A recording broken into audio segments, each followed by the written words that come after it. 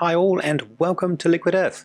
I'm Age, and in today's tutorial we're going to give you a complete and comprehensive overview of the Lightroom Classic CC Radial Filter.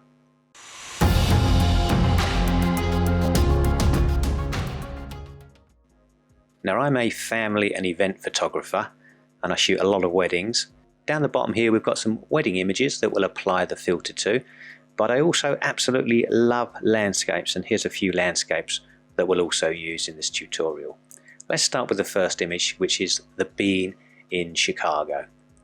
Make sure that you're in the develop module, and then this little icon here, or you can press Shift M as a shortcut key, will take you into the radial filter. As soon as you've pressed it, then you have a selection of effects that you can apply to the filter. Now if we drag out on the screen, notice that nothing changes, and that's because we haven't applied any effects to the filter yet. As soon as we apply the effects, you can see the effects applied. Now down the bottom in the left hand side here, you can choose whether you want to always see the filter on screen, never, which turns it off, or you can auto apply, which means when you come off screen with your mouse it'll hide, and then as soon as you come back on screen it'll automatically show. Let's keep this selected to always for this tutorial. Now you have little drag handles at the bottom here that you can reshape your filter. You can even hover your cursor anywhere over the lines and you can rotate your filter any direction you like. You can also move, so just drag and hold, and then you can move the filter to wherever you want. So let's apply this over the bean and let's make a large overlay here. Now down the bottom you can also see that you have a show selected mask overlay, and you can see the areas that are masked out and the areas where these effects will be applied. Anything in red means these effects are going to be applied to, and anything transparent or with no red means that there'll be no effects applied at all. And then you can feather your effect at the bottom here. So if we move this to 0 and let's press the O key to turn the overlay off, you can see how we've affected just that outside of the image, and the center of the image is completely masked out. You can invert your selection here. So now we've applied the effect just to the center part and not to the outside.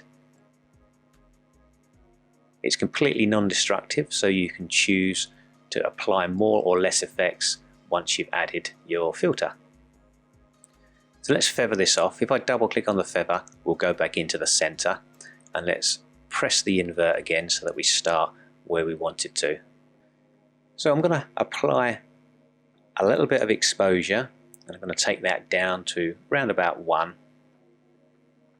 So something like that. If I press this little toggle button, you can see the effect applied and then turned off, and you can just toggle that accordingly. So what we've done here is we've taken our exposure down on the outside of the image so that we highlight more the bean itself. And if I press the H, I'm going to hide my overlay here, and then I can look at the before and the after image. Let's choose another image. So let's choose this boat. This was a long exposure and the boat itself is fairly blurred because the water was moving. But I want to see more detail in that boat. So this time, with our radial filter selected, we're going to drag out an elongated oval. Drag that into the relevant position. Now again, if we use the exposure controls, you can see that we're affecting the outside of the image, but this time we want to affect the boat itself. So I'm going to invert here, and let's increase our exposure a little bit. But let's bring up our shadows. So we're bringing a lot more detail out in the boat itself. Now you're not restricted to just one effect, you can apply as many as you like to the filter, and it's non-destructive, so you can apply them and change them or reset them. You can even delete the filter altogether by pressing the / key, and if we press the O you can see the area that's been affected. Anything in red is fully affected, and then it gradually decreases until there's no effect applied to the outside. So here's the image with the radial filter applied. I'm pressing the / key to see the before and the after. Let's try another one. So with this image we've exposed for the sky so that we don't blow out any detail, but everything else is pretty dark. So let's see what we can do with the radial filter again. Let's drag out an area over here. Just position this roughly where we want it. So let's start here. And let's increase our exposure and invert the mask. So now the exposure increase is only being applied inside the circle. I'm going to add some clarity, some texture and exposure, and also bring out some shadows.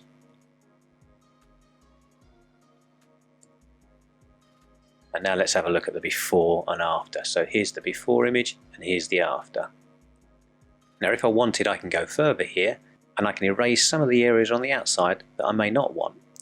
To do that, I'm going to press the brush tool here, press the O key to see the overlay, and these areas are being affected to a lesser degree until it fades out on the side. Now I'm going to press the erase, and we're going to erase the outside areas.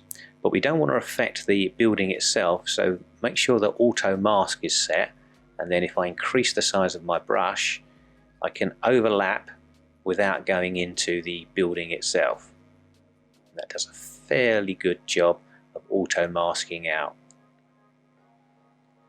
Once we have the first area done, we're going to make the brush a little larger and we're just going to complete that for the rest of it.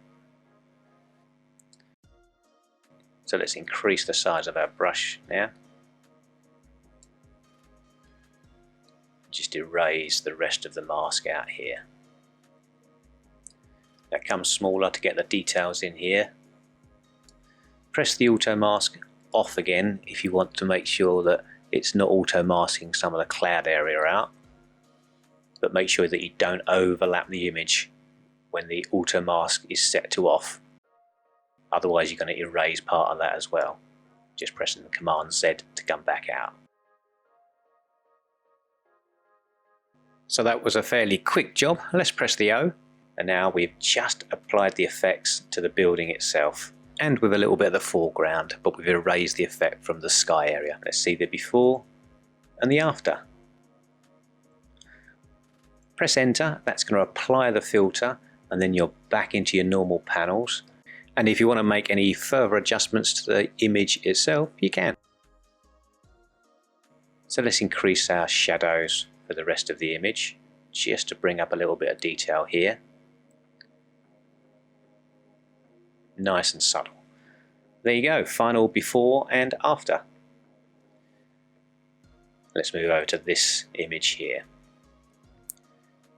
So the main subject is here right in the center, and it's quite distracting because these boats here are quite light. So this time we're going to apply the filter. Let's move it into position. Let's make that a tad smaller. And let's decrease the exposure. And remember, it's affecting the outside of the mask by default unless you invert it, and that's not what we want. So now we've decreased the exposure on the outside. If I want, I can duplicate this by right clicking, duplicate the pin, and on the duplication let's increase the exposure and make sure we invert. So now I'm increasing the exposure on one of those just for the boat itself. If I want to reposition that, I can do. You can see that's quite light on that area.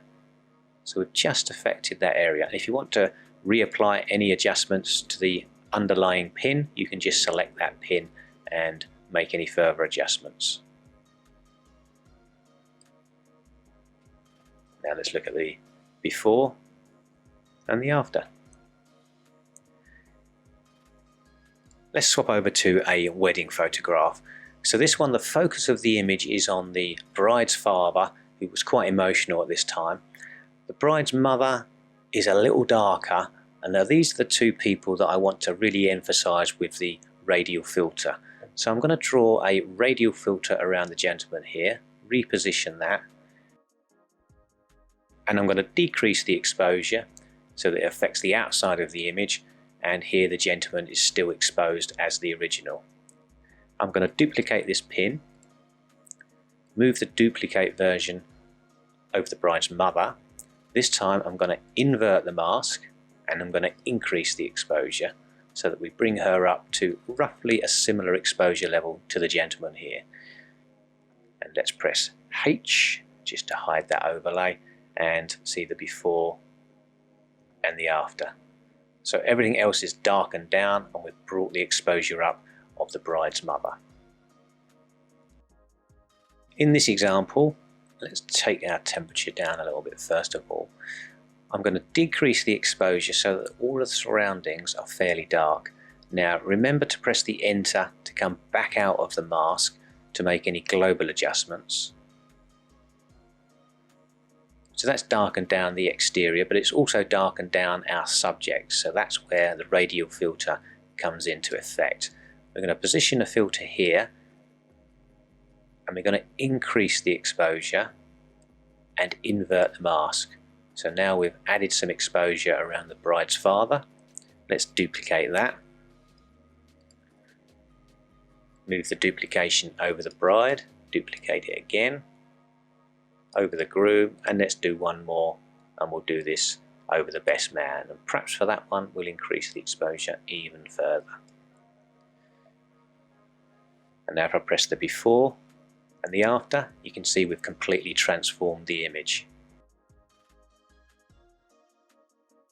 So in this next one, here's our subject, but again we've got quite a lot of distractions. We want to see the subjects and the surrounding areas, but not in quite so much detail. So let's draw this mask over the groom's mum, who's reading a card out to the groom here. And we've already decreased our exposure, which means everything outside that circle is reduced in exposure. And already we press the before and after key, we've really attracted attention to our main subject. And you can go through multiple photos very quickly with this tool, using similar pictures in a wedding sequence, for example, and quickly using the radial mask to make that image pop. Now if I wanted to edit some of the areas outside of the subject, if I press the brush key, now I can brush on exactly the same exposure settings to the mask. And again, if I press the O, I can erase some of that effect. I'm auto mask here, so we can come overlapping some of the subject and we should find we get a reasonably good mask, and you can fine tune that accordingly. Let's just come on the inside here. And if you've overdone it, press the erase, and now we can erase some of those areas. And if you take your time, do this really quickly,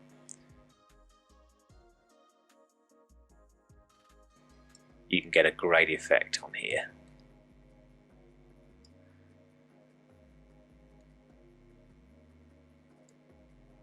Press O, let's turn that off, and now I can fine tune that a little. See, we've still got this halo effect around the outside here. So let's make sure that we have the erase turned off. Pressing one of these buttons here, we'll select a brush. You can adjust the brush accordingly, and let's just take this down a little bit here.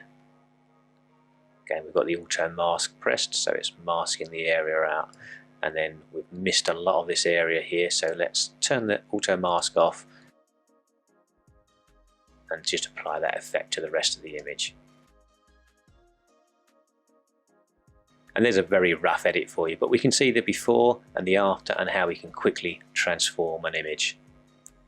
And our final image here is the best man looking at his brother, the groom. Now the focus is here on the best man himself, so let's make some adjustments. Now we've already applied some effects to the original radial filter, so you can double click the effect and that resets everything for you. We're in the radial mask, so let's draw the radial mask out here. I'm hidden at the moment, so I'm going to press H just to make sure we show that again. And now we're going to decrease our exposure so that the outside is really darkened down. I'm going to press the brush key, press the O to see the overlay, and I want to erase some of that effect from the groom himself. So Again, I'm just going to roughly do this. On auto mask, so we can select here. Press the O key to take off our mask. H key to hide. And now we can see the before and after. And then let's go a step further with this image. Let's press enter to apply. And I'm going to go into our basic panel. And I'm going to change the image to black and white. And let's crop the image down here.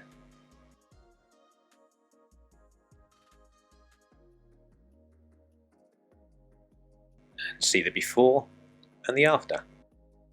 Well, that's it guys, I hope that was useful for you. If it was, give me the thumbs up. Consider subscribing if you'd like to see more of these types of tutorials. I do a lot of photography and video tutorials, including equipment and software. Well, thanks again guys, I really do appreciate it, and I hope to see you next time. Take care.